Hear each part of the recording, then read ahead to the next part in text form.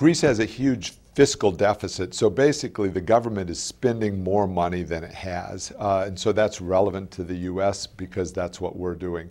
And now the markets are kind of pushing back on Greece and saying, wait a minute, we've already lent you a lot of money, we're reluctant to lend anymore. And so you've got this dynamic going on in Europe that's going to, I think, happen in the U.S., where the government will try to get the states and cities to slow their spending, and the states and cities won't want to do that. Push comes to shove, we'll have to see how it shakes out. As you said, Greece does not have really unique problems. So where are the real trouble spots? I mean, as you're looking at the United States or even elsewhere in Europe, where do you see other states, countries that are having very similar issues?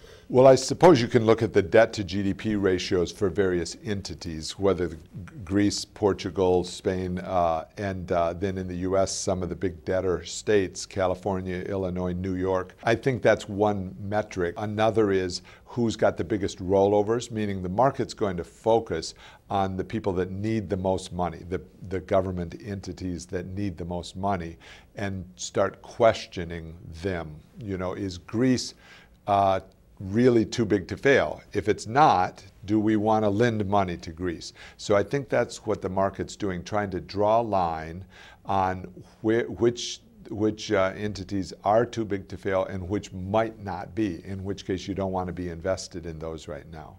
What do you think then is the path to resolution for Greece's debt crisis? What do you think will happen, and what would you do differently? The Greek government needs to cut back on spending. That's the challenge. And the same in the U.S. We have government spending out of control.